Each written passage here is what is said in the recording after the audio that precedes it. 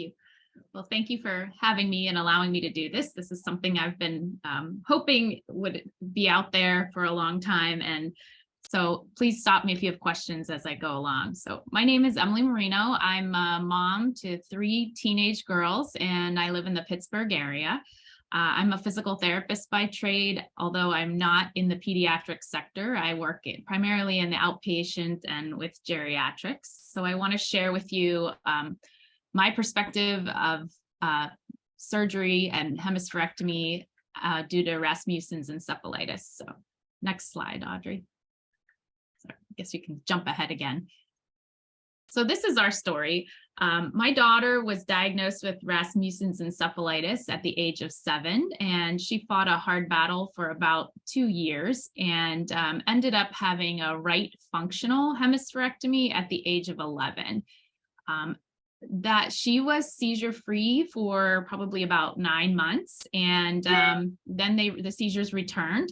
So she ended up having an anatomical hemispherectomy about 9 months later, and then also required a shunt a few weeks after that, probably around the age of 12. And I'm happy to report that she has been seizure free since then. So prior to the surgery, she was enrolled in a small private school, and her second surgery took place during the pandemic. So changing schools for us wasn't an option. And also you'll see a lot of the therapy that we did was some of the portion of therapy was at home over Zoom. But her 8th grade year, we did move her to a public school, and she did start receiving more services in school. And some of them were services that I didn't even know existed.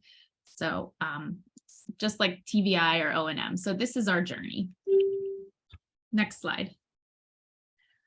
For physical therapy, some of the things we've tried was kinesiotaping. You'll see that KT tape on athletes. That was something that was done right in rehab for her. And that was, the idea was behind tone and also to increase sensation on her affected side.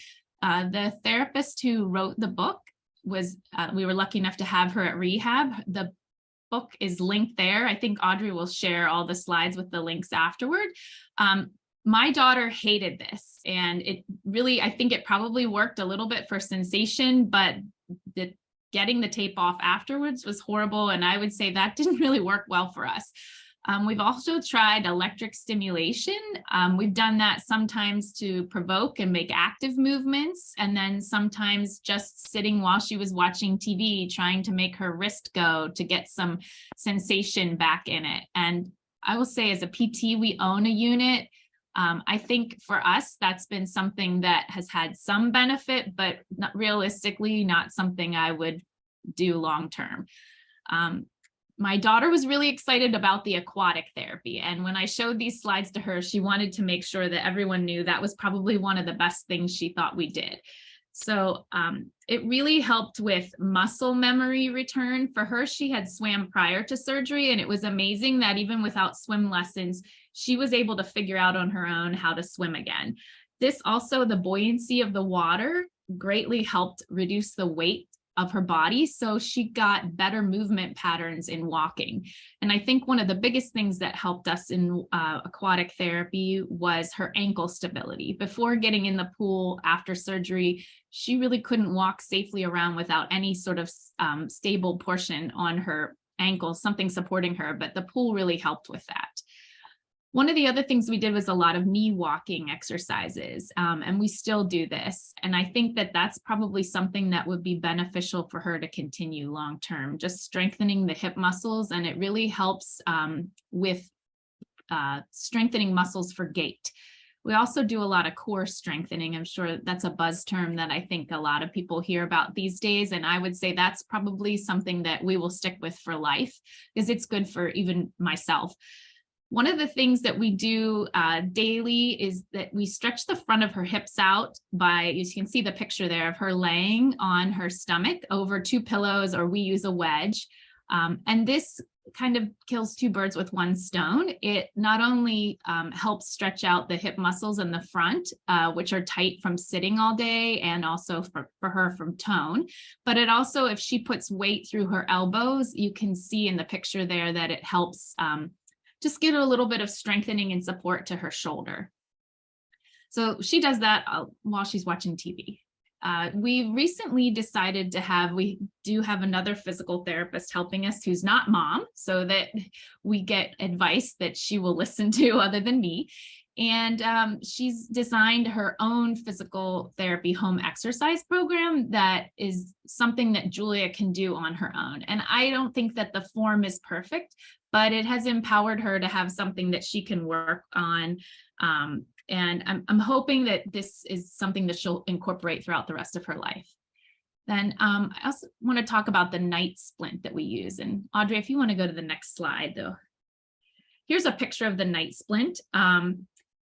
For us, the initial splint, this helps with the tone, or this really for the range of motion of her ankle, but you can see that the straps are adjustable. And the big thing for us, the initial brace we had did not have a walking bottom, which meant that at night, Julia could not get up and go to the bathroom easily. So that was something that was a big game changer to us. So wanted to share that that was really helpful. And she still is compliant and wears it today. So I should stop if there's any questions so far. If not, I'll keep going. I don't see anything in the chat. Okay. And, yeah, I would just invite everyone to either unmute and speak up, or enter your question in the chat or raise your hand. So next slide. So we've gone through ankle foot orthosis. We probably are on our fourth AFO. The first was really rigid just after surgery, needing a lot of support. And we tried things that were less rigid and bulky, but I will say, I think we probably progressed her a little too quickly.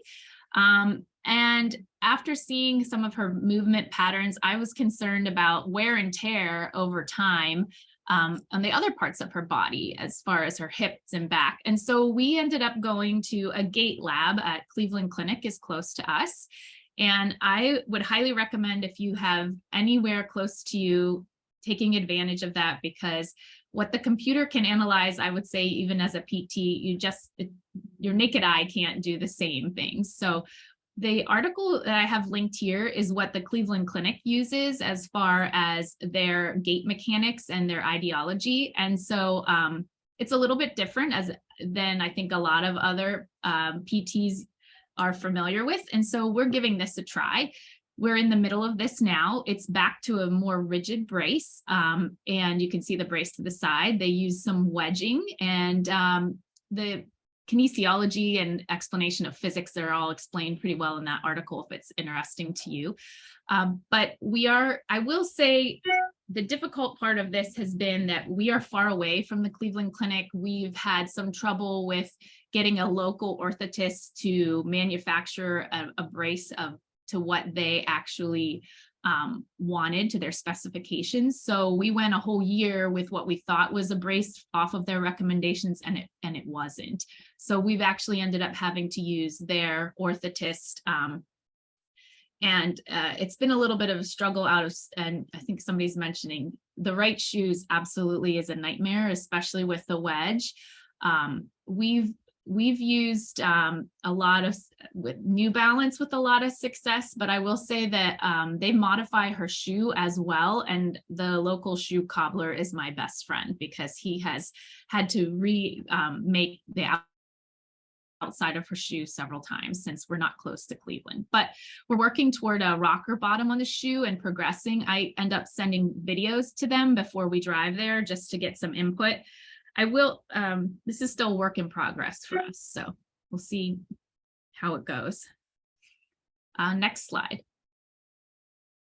So for occupational therapy, initially the focus was dressing and bathing. And I will still say there are some parts of this that she's still working on almost 3.5, 4 years later. So she does dress independently.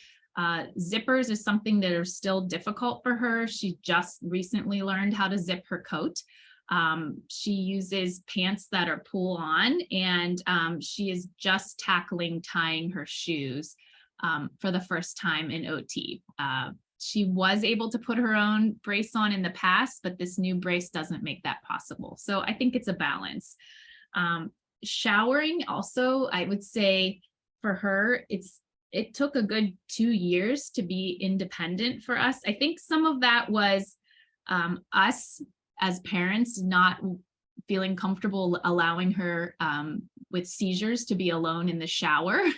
But she started off using a shower chair and is now standing and doing well, but still, I think she had to figure out how to wash the affected side of her body effectively. And we worked a lot with that in OT.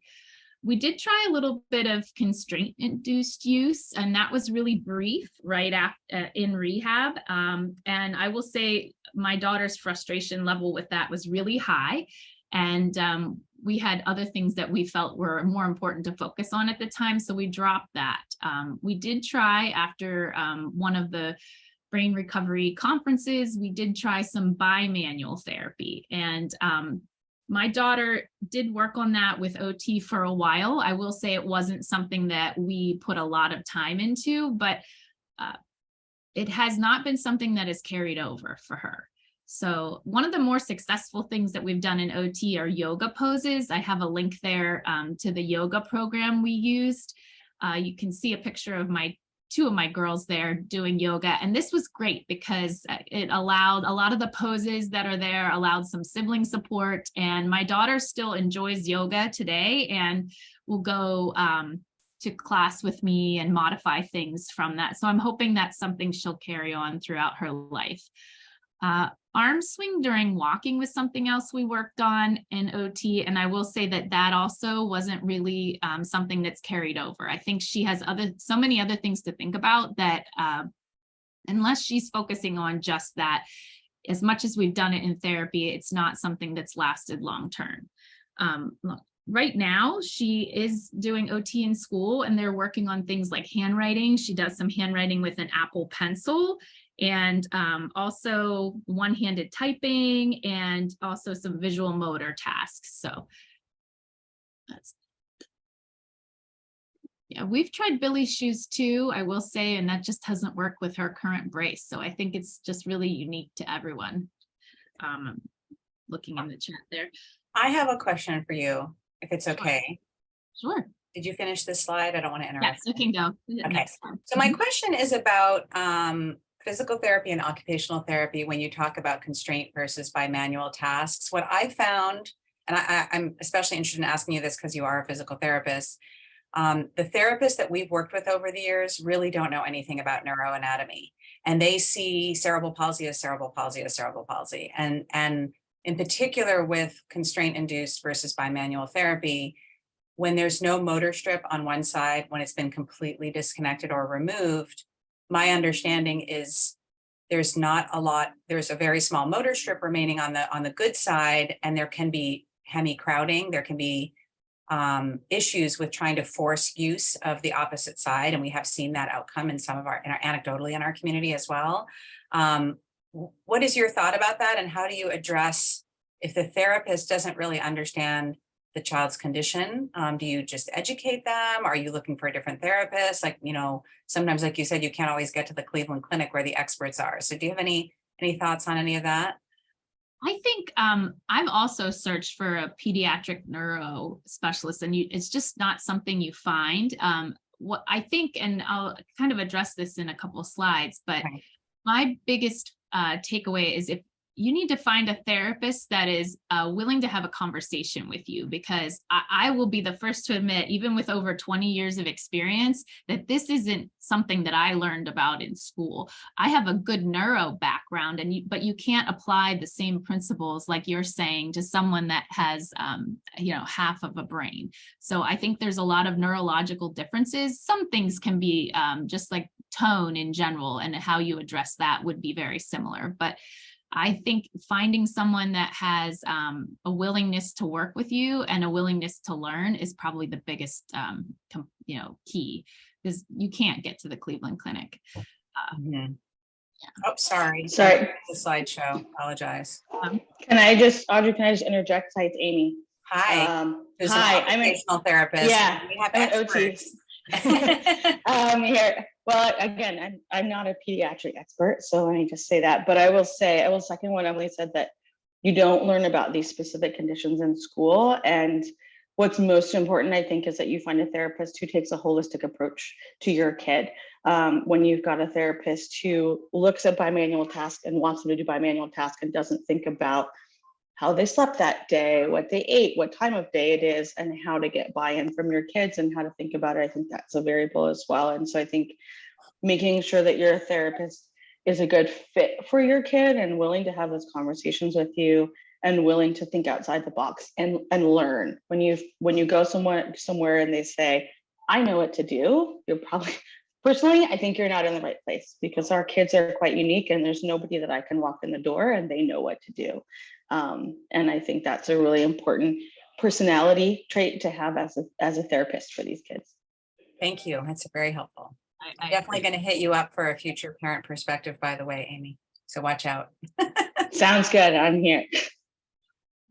Okay, you can go to the next slide. So in reality, what after almost 4 years, this is what works for us now. She lays on her elbows over the wedge and gets a stretch. We try to do that daily. It doesn't always happen. She does do arm stretches every night. We actually have a reminder set up, and there's a link there that you can use to tell you how to do it. We initially actually started this when she had difficulty right after surgery. So we had a routine set up, and she would say, Alexa, start my morning routine. I probably just set off all your devices. I'm sorry. And I had built a routine for her. So it would say, wash your face, and then it would pause. And then it would say, don't forget the left side. And then it would pause, because she needed that much of a prompting. We've moved away from that now, but she does use that for at night to remind her to do some range of motion and stretching. And some of where I got these ideas is from the book Habit Stacking, and I linked it there. So we do also just encourage her to keep her arm up on the table. I will say that she probably doesn't even do this at school anymore. And really, the big thing is, if she doesn't have buy-in by the teenage years, it's not happening. I've picked and chosen my battles, and we've lost an awful lot of the strength that she had gained initially just because she didn't want to keep it up, and it's not important to her. So I think, we all probably will go through some of this. We also do use something called an active hands. It's linked there. She does like to kayak and do some of the things with our family, and you can see a picture of it there. And it does allow her to do some activities like that with us. And we've used it for some therapy activities too, for some different fun things. She does use her weak arm in sports, as far as like karate she does and things like that. But really, she doesn't have functional use of her hand. And I could speculate that maybe she would have more, but it's not something she is important to her. So next slide. Hand splints. We've gone through an awful lot of hand splints. The first 2 custom made failed. Her tone was so bad that it would pull out of the splint at night. You can see the one that she has now there pictured. Something with a hard top has worked best for us, but she did also initially wear a daytime splint with some wrist protection, but that went by the wayside during the pandemic because she needed to wash her hands at school, and it just wasn't practical to take it on and off all the time. So she doesn't wear that anymore. She does currently have the night splint pictured, but we're noticing that her thumb is not positioned out far enough, and that the underside in her palm, the fascia there, is starting to get tight. So we're actually in the process of trying to get something new that is a B-neck splint with some hard portions in it, and we'll see what that looks like. We're just trying to keep her hand from getting too tight, that it's still allowed to be open. And she is pretty compliant about wearing her splint. So next slide.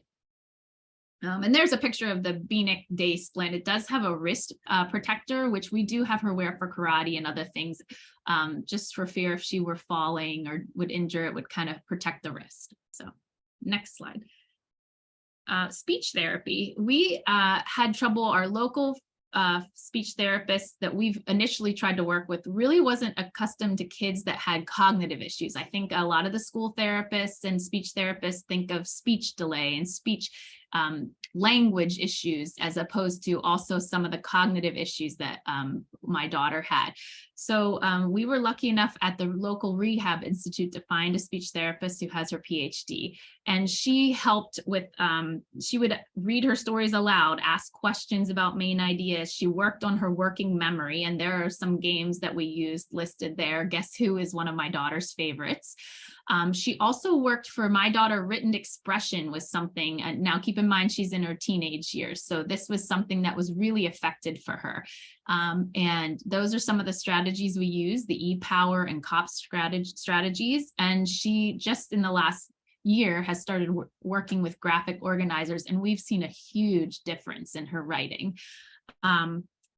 We also are local Duquesne University has a speech language and pathology program there. And we found that they have a program with their students over the summer that you can actually go and you have the benefit of the professors helping with the students. And my daughter loved this program over the summer. They worked with her with writing and written expression and also working memory. And it really empowered her because the students were similar in age to her, and she felt like she was helping them learn as much as they were helping her. And what we did then was we took the recommendations from that over the summer back to her school team, and they were actually more than grateful to have another set of eyes and some goals to work on. So that's been really successful for us. So if you have a local university that, available to you, I'd highly recommend that. Next slide.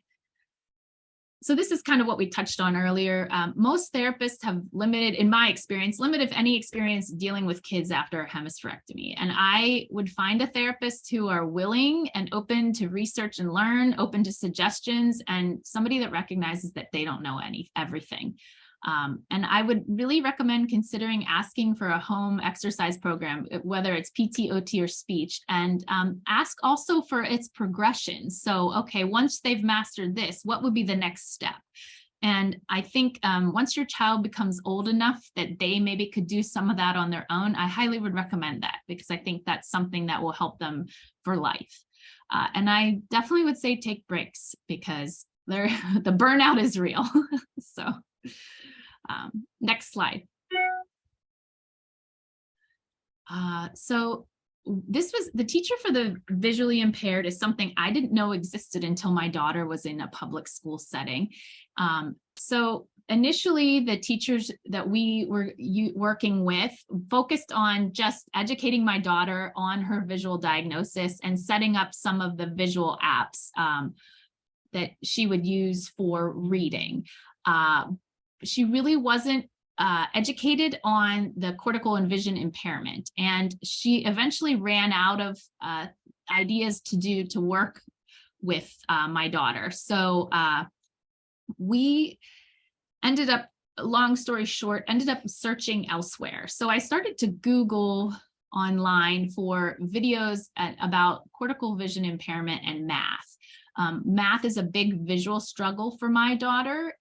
Again, she's a right hemi. So some of the issues she had were visually not seeing the left side really affected her spatially in math with negative numbers and spacing and writing problems. So I'll link the video there, but this video led me to the work of Dr. Christine Roman. And I highly recommend watching the video because it really talks about the importance with cortical vision impairment and color and spatial. And it really was an eye-opener for me as to kind of give you an idea of what some of our kids might be struggling with and why math is so hard visually.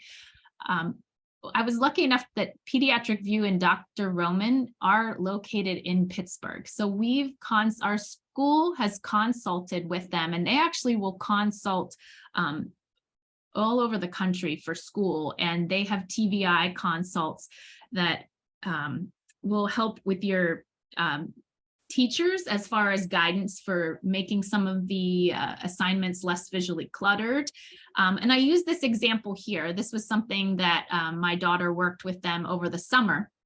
And you can see that these two pictures of the United States map, the one on the left is it's the same, but it's significantly more visually challenging. And this would be something that my daughter might see in a high school textbook. And as simple as changing to the colored map on the right does the same thing, but it allows them visually to be less challenged. And the other thing they worked on was anchor points. So just using some of the information you already know and what state is most familiar to you to then now allow you to make it visually less complicated. So there were a lot of good things. I would highly recommend checking out some of their resources on this. So can I add a point here?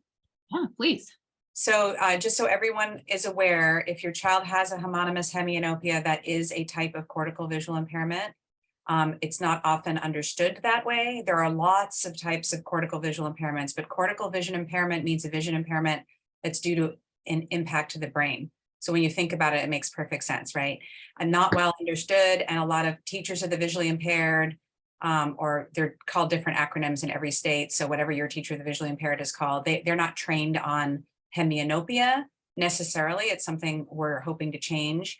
The other issue after hemispherectomy in particular is the ocular motor issues that go along with it. So we know about the cerebral palsy, the weakness on one side of the body after surgery. It also impacts the eyeballs. So that eyeball movement is not working together. I don't know if you're going to talk about this a little bit, but that's just another thing to be aware of. When I share the resources after today's session, I will include a video that Monica Jones, our founder and CEO, did for Perkins School for the Blind on vision impairment after any impact to the occipital lobe. So really goes down to even just an occipital lobectomy, TPO, hemispheric procedures, et cetera.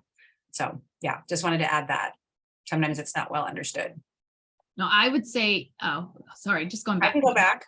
Yeah, just let me, even in the last 6 months watching these videos, I had no idea what the importance of color could do in helping our kids. And I would say the other thing is the consulting that was done for us helped empower my daughter so that they're teaching her why, to understand why things are visually difficult for her, so that she can then explain to the teachers or in a work environment what needs to be changed so that she can or how she can change things herself eventually is what we're working towards. So something else to think about. Very interesting.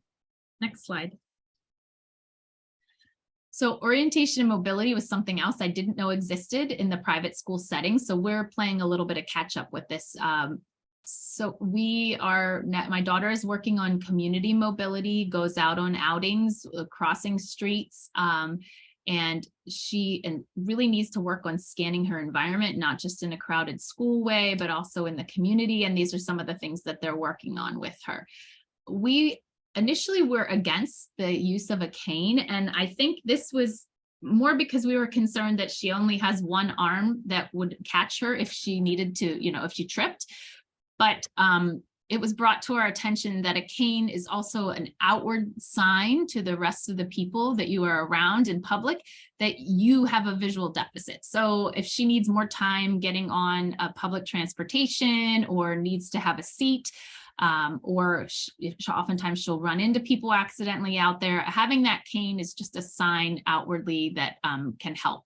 So this is something that she is just starting to try, and we'll see how it goes. I don't think she'll use it in school or in all the settings, but maybe more in a more crowded public setting we're going to try. We did just also get trained in human guide. And it's real simple, but it was something I didn't know existed. And it's great as far as a crowded setting when we have around a lot of people. And we have used that a couple times when we get into a crowded environment. My daughter feels like she needs help. So that's something that they have trained us with.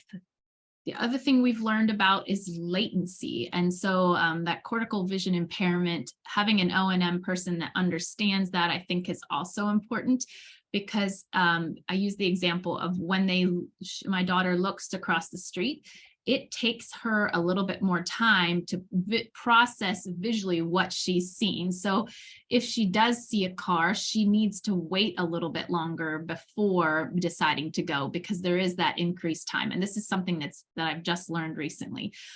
They use color again as an anchor point for my daughter. So for example, in the hallways at school, she can't see anything on the left, but a lot of the elevators are on the left. So when she's going from class, certain markers during her school route, they have a block of color noted on the right side that she can see to visually draw her attention to the elevator and know that she's coming close. So a lot of people in O&M, I think, use anchor points, but again, the importance of color is something that was brought to our attention. And then there's another video that kind of explains and gives you more information there. But next slide. So we also went to an audiologist. The link is there, Dr. Rayner. I think, I'm hoping I'm pronouncing her name correctly. And it's Riegner, Tammy Riegner. Yep. Okay.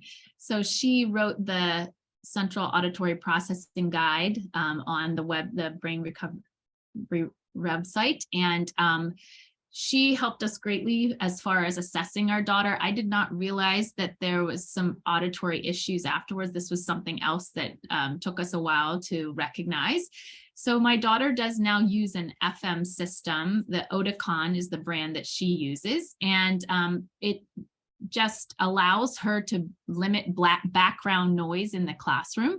And the teachers then use a microphone that's attached. So she does have one for personal use as well. And the model that she has, although we don't use it frequently, it can then Bluetooth be connected to her phone. So if she's out with a group of friends or out to dinner in a busy environment, then she can utilize her phone as the microphone to then make sure that drowning out the background noise and allow her to participate in the conversation. We do have a teacher for hearing impaired at school. I will say that our success was not good with this.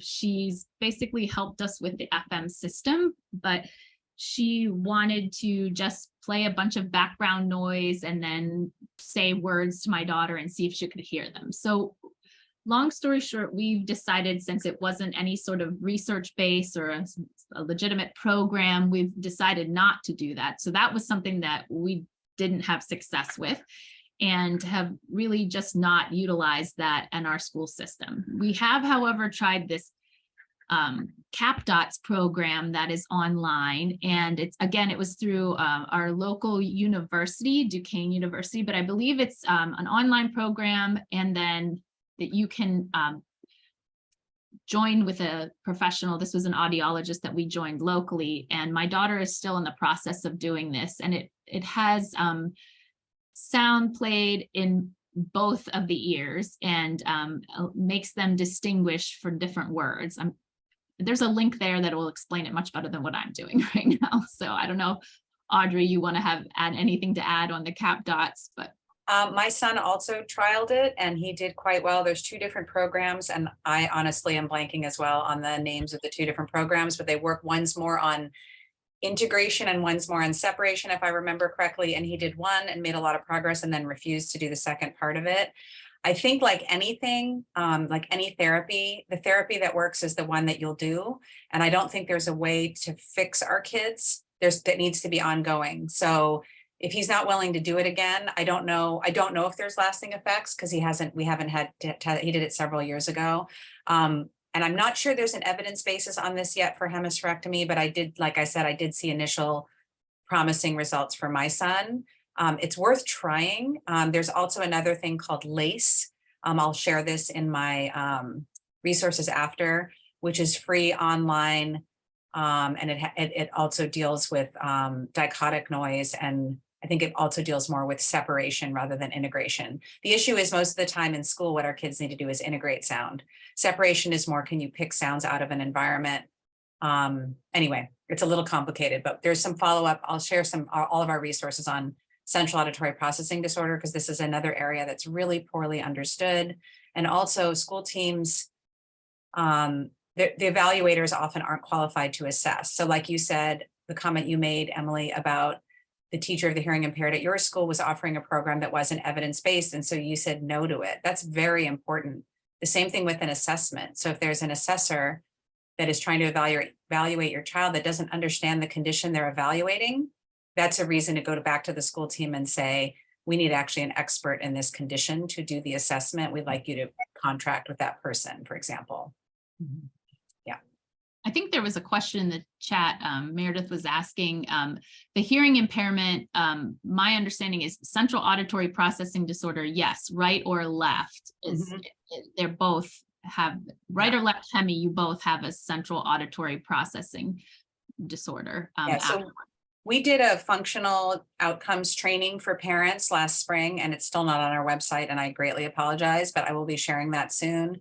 And in that, and also in our web content, if you go to epilepsysurgeryalliance.org and search for hearing, listening, any of that, you'll find all of our pages on central auditory processing disorder, and it walks you through it. And then like I said, there's, I don't think we have a video on this, but anyway, we have our guide. But yes, there's an auditory cortex in each side of the brain in the temporal lobes. So anyone who's had any temporal lobe impact, either chronic epilepsy, resection, ablation, removal, disconnection, will have an auditory processing disorder, because that's where sound is processed. I'm happy to walk you through it. If you have questions, just email me after and I'll walk anyone through this. It's one of my favorite topics. Let's say the link there that I have for the guide also explains a lot. And I saw in the chat about this, even the audiologist that consults for our school, realistically, there's very specific equipment, is my understanding, to appropriately assess from central auditory processing. So it's highly unlikely that a school audiologist would have the setup to do it properly. So for us, it was not worth my daughter's. She has so many other services, it just wasn't worth her time. So, okay, next slide. For executive functioning deficits, one of the things that we've done is the SMARTS curriculum. It's linked there. Our school decided that many students would benefit from this, and so they purchased the curriculum, and my daughter does the program with the school psychologist there. And I have seen some benefit from it. I don't know how much progress that we've seen is also due to her increased maturity. Sometimes I find it difficult as a parent to know whether she is overcoming things and being a little bit better with executive functions, such as like keeping her own schedule and planner and things like that, and managing her time. I've seen a big difference in that in this year in high school. And I don't know if that's as a result of this program or because, you know, she is 14 now and is starting to mature. Either way, I'm happy to report that there has been some progress. We did look into a local program through an independent neuropsychologist, and it was booked up. So I know there are those out there, but the school has been willing to work with us. And can I ask a quick question about the executive functioning? So I was literally just texting my husband whether or not, that's not something that we brought up with our school team before. My son is 6. When and either one of you can comment, when is a good time to start really pushing for that? It's clear that it's going to be something that will be challenging for him. He also has zero awareness. So putting him into some sort of intervention that he maybe doesn't understand that he needs or won't be helpful right now. Like, when do we start to really try to push for some of those things? I don't know, Audrey, I'm not aware of what age the SMARTS curriculum would. I can address that. I believe, I'm not sure, so don't quote me on this if I'm wrong, but I believe that the SMARTS curriculum is middle school and up. The other caveat with it is we tried it with my son for about 6 months with an OT. Same thing, school district purchased it, and they worked on it together, and he made no progress, but he also has an autism diagnosis. So I subsequently found out that if the child has an autism diagnosis, this is not really an appropriate curriculum. And about 30% of people after hemispherectomy are either have a suspected or diagnosed autism. It's pretty high co-occurrence. And it's may not necessarily be true autism because it has to do with the brain injury, but anyway, it doesn't matter. Not appropriate. This might not be the appropriate curriculum. There's another curriculum called Unstuck and On Target. I will send that when I send the resources. I believe that is for younger kids, and it also can be appropriate for individuals with autism. Generally, I would say for executive function, when should you start addressing this? Like the second you hear the word and know what it is, you need to learn about this, because it is really one of the primary deficit areas for anyone with epilepsy, and then anyone with epilepsy surgery, particularly that involves, they used to think it was just the frontal lobe. Now, because of what we know about networks of the brain, it doesn't really matter which portion of the brain is interrupted, but that executive function is going to be a problem. And for those of you who don't know much about it, it's basically like, can you be given a task and order it, make a sequence of steps that you'll need to complete it, or even visualize what the task will look like when it's completed? Can you manage your time? Do you have the impulse control to not act when you need to wait? And then do you have the initiation to act when you should? So it's basically attention deficit disorder in a way. It's like someone once described executive function deficit disorder as being truly what ADD and ADHD are, which a lot of our kids also have that diagnosis. So I would be bringing this up as young as possible. And the way to address executive function in the younger ages is to give the child tasks, very, very simple tasks that they have to do every day at a certain time, for example, routines that they follow. You can use picture cards, all of that, but definitely learn about it and start talking about it with your team. You might get lucky and have somebody on your school team who is well-versed in this. That's not always the case. Where you see it falling apart more is in middle school, because that's when all the supports that are in the elementary setting are gone, right? So there isn't a picture chart on the wall. There isn't named cubbies. Things are just a little bit different, and they have to rely a lot more on their own executive functioning skills to function. So again, another topic I'm happy to talk about more. I want to make sure Emily has time to get through her slides. Yeah, I think, and to add just real quickly, that habit stacking that I mentioned earlier, that was another good strategy that I think you could start even now. That book's great. So, okay, next slide. Assistive technology. So we saw a rehab engineer. We are close to the University of Pittsburgh, and they have a department for rehab science and technology. And they helped us out greatly in conjunction with a local OT as far as finding the best technology out there for my daughter that's appropriate, and also the different software. And this is currently her setup. She uses the large iPad with an Apple Pencil. The keyboard is backlit. We did initially have one that was even color-coded backlit, so that it was a different color in different sections of the keyboard to draw her attention. So those are out there too. And then she also has a large MacBook Pro that she uses at home. During the school day, her para-educator has a MacBook that she can put next to her iPad, and there is now Apple technology that they can work seamlessly. So you can have two things open and she still has a large screen, and they can be in conjunction with one another. So oftentimes my daughter will have maybe the reading textbook open on the para's laptop, and then whatever PDF or worksheet she's working is open on her iPad, just for a nicer working space. Some of the technology she uses is Don Johnston's Co-Writer, and that helps her with writing. It does word prediction. It also has dictionaries. You can also just have that typewriter up and use other software. Like if you're in a different app or Google Docs, you could have that keyboard up. And there's a link there explaining that. It does have dictation in that. And then my daughter also uses Apple Dictation. We've tried a lot of dictation software. She has a high frustration level with every dictation that we've tried. She prefers to try to type one-handed with the word prediction over dictation, because she gets frustrated that she has to go back and correct so many of the things. So I hope that that's an area that will improve over time.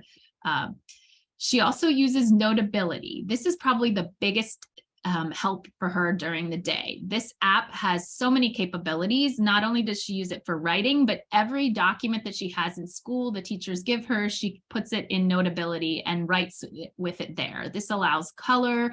She can fill it out with her Apple Pencil. She can type, she can dictate. Can't recommend that more highly than that.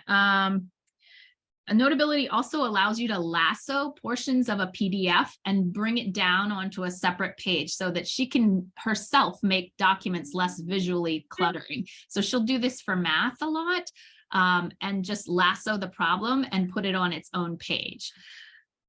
Let's see, there's also grids and backgrounds you can use too to make things helpful. And there are Post-it notes that you can use for math to keep the math problem on the top of every page while you work. This becomes harder as you're doing algebra and things like that as problems get longer. So, okay, next slide. For reading, my daughter, remember, she's a little bit older when this surgery occurred, and it's a right hemi. So for her, her visual loss is the left. And so she only misses the first letter of most words. And having already been a pretty good reader, reading is not something that was extremely difficult for her afterward. However, she does still visually fatigue from reading. And we found that this was something that was a big learning curve for me. She is physically capable of doing it, but it is visually draining. And she was using so much of her mental capability and visual capability just to read that then it was becoming harder to understand the content.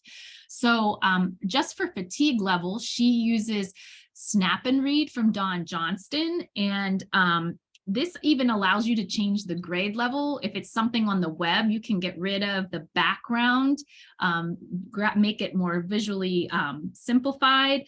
It color highlights as it reads to you. We also use Voice Dream Reader for all of her textbooks. I will say that this doesn't have any pictures on it, so that's one downside.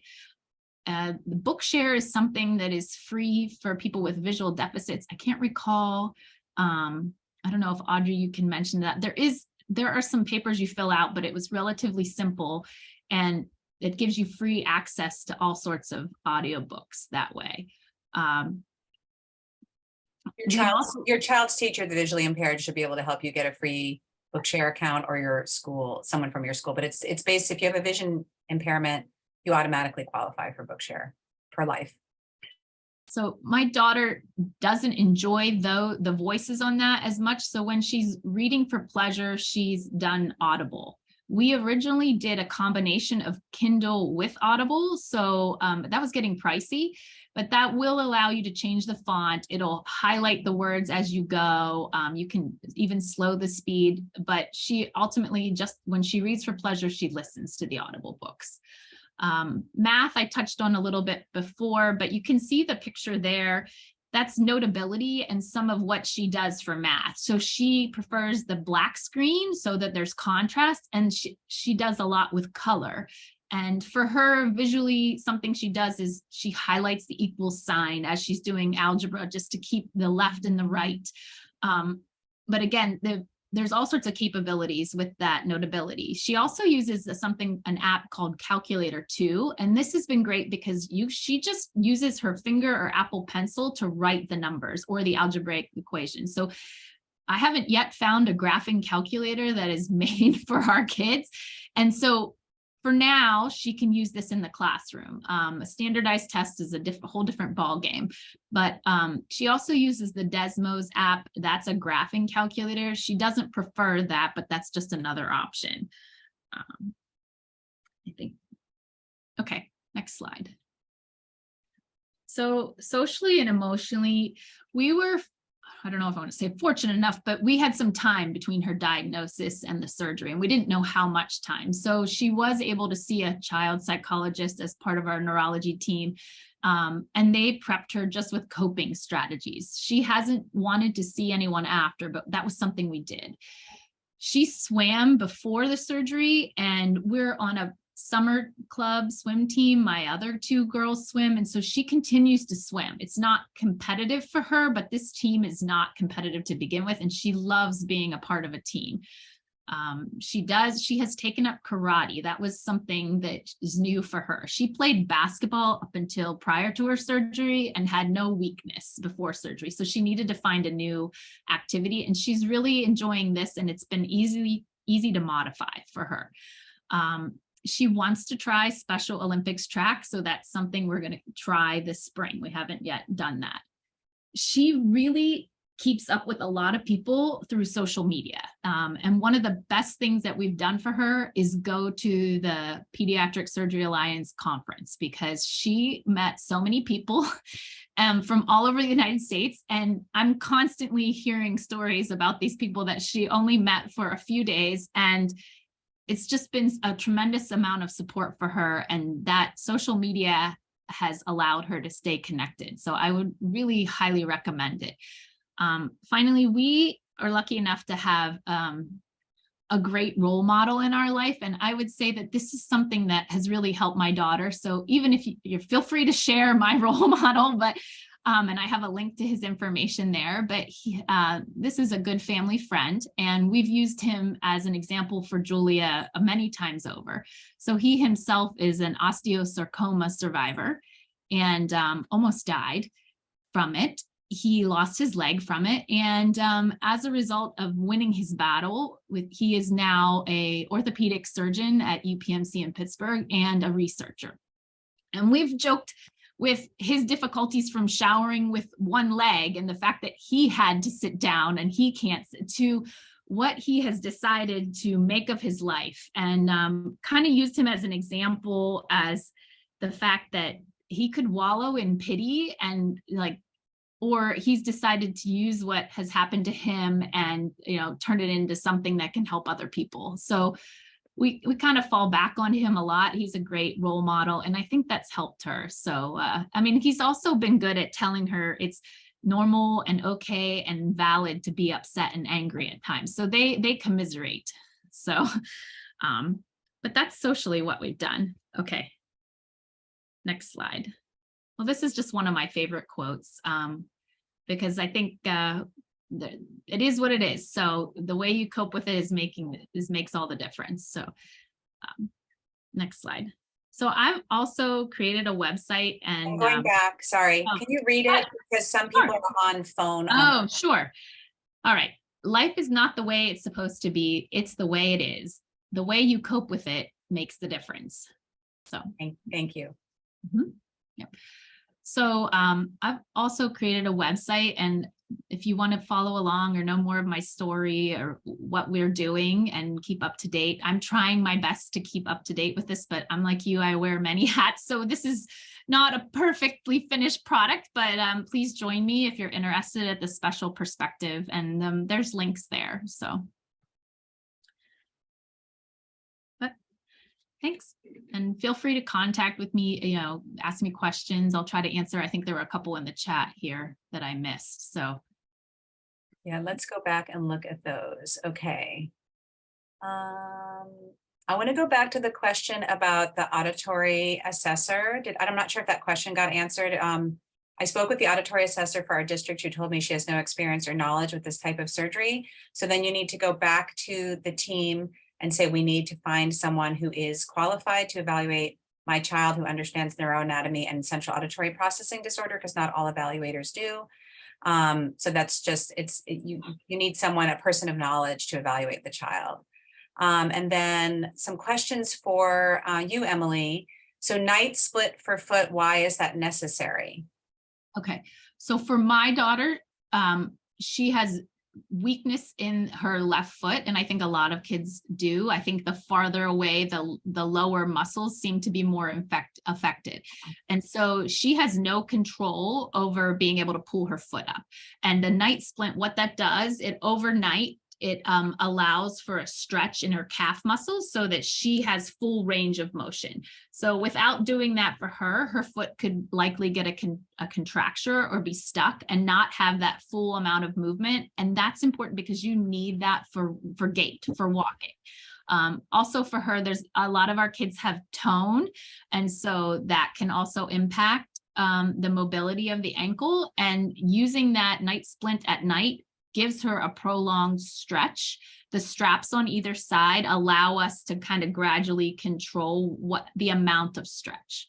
And so she's compliant with it. And I think that's something realistically she'll need for the rest of her life, because that's not going to change.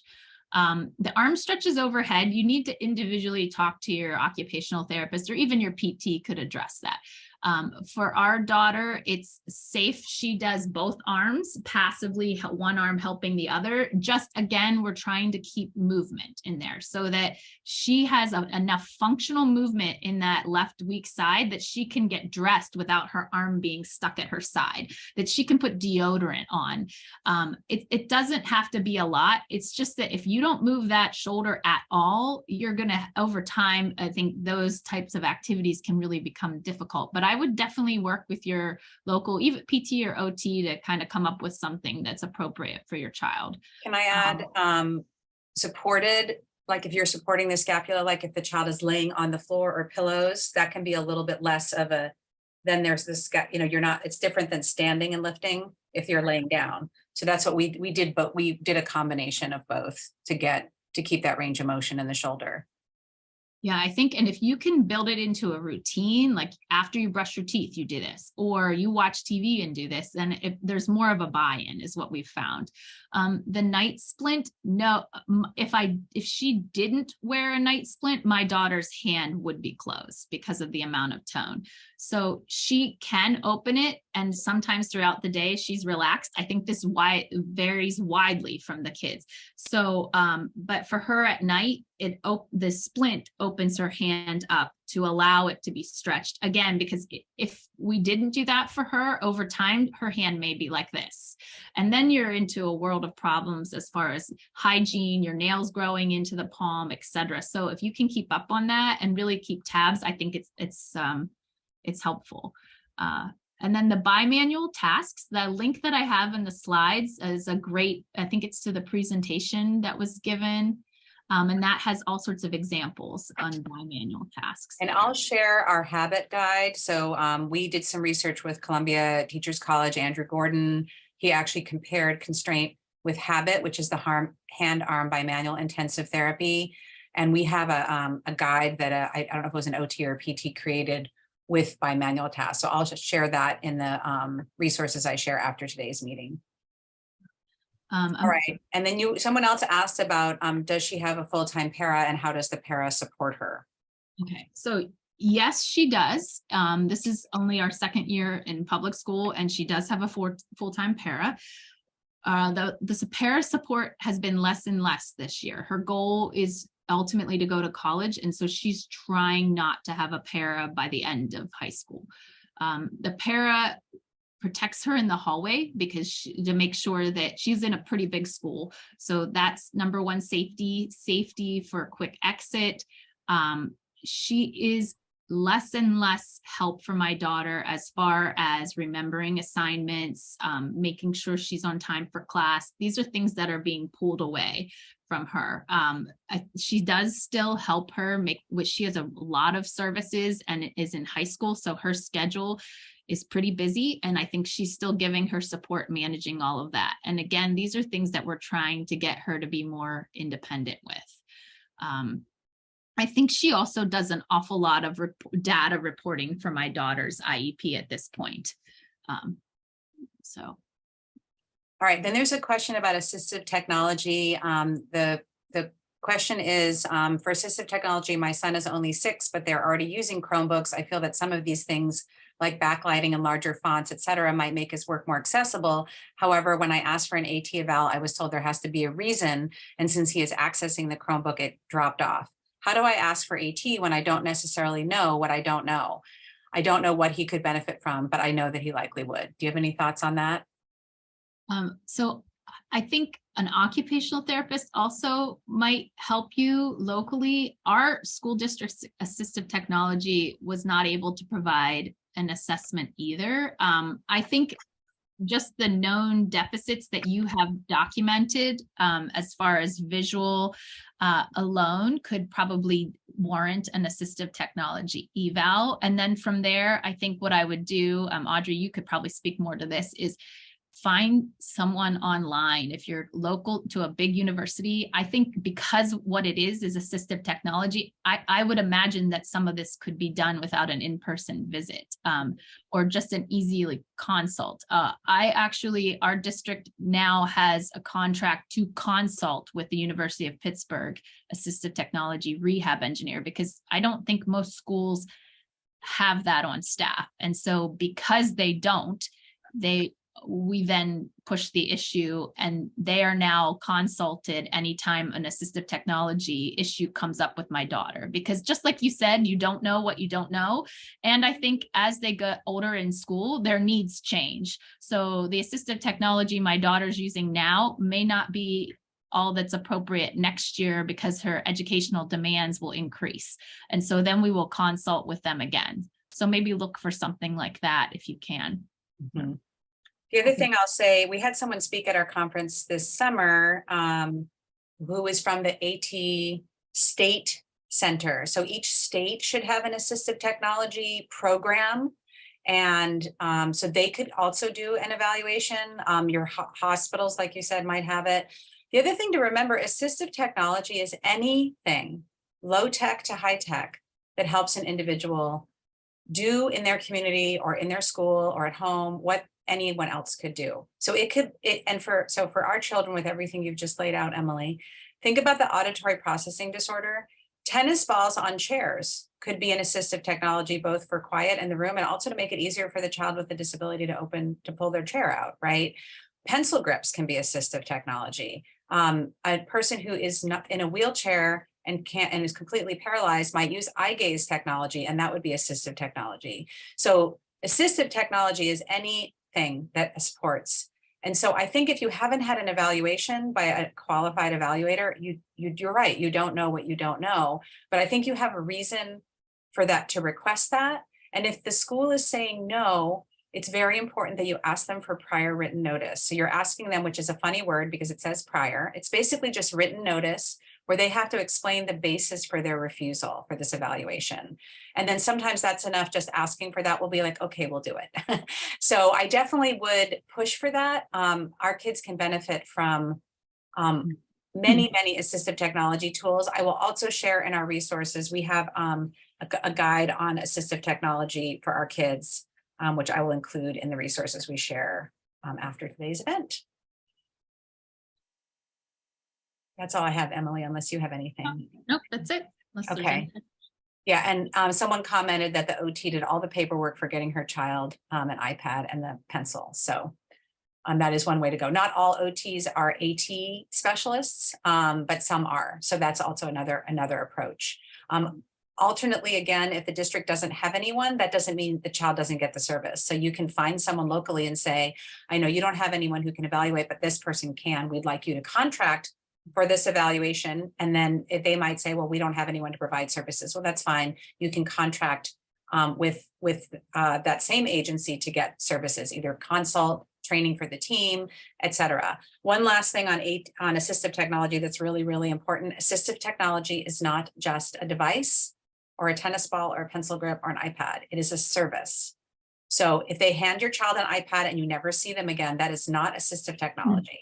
That is just a piece of equipment that no one knows how to use and that no one ever learns how to use, and it doesn't get used. So if you want assistive technology to support your child, there needs to be ongoing training. You want minutes written into the IEP about how many minutes a month is that assistive technology person working with the school staff, the student, and the family, because there has to be carryover. Really, really important. So if you're getting a device only, that's not an appropriate evaluation. You can join us at Power Hour to find out more about how to get an appropriate evaluation. I do think we should wrap soon, but I'll let you say your parting words. I agree with you 100%. And a lot of these apps that I mentioned, we found ourselves in a private school setting during the pandemic. And so a lot of my daughter's school personnel don't know how to use these, and she and I figured it out. Had I had an IEP, maybe we would have done it differently, but I think there is a steep learning curve on some of these. And so I think having someone in the district help you out would definitely be, the way to go. I hear a lot of frustration overall from parents that come to me and say, well, why isn't the district doing what my child needs?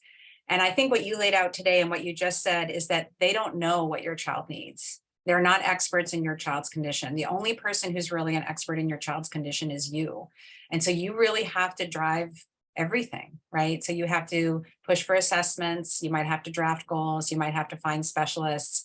It's unfortunate, but this hemispherectomy for Rasmussen's encephalitis is an incredibly rare condition. If your child, if there's more than one student in your district or region that has had even a hemispherectomy, not even for the same condition, that would be surprising. Most school teams have never worked with a child, even with brain surgery.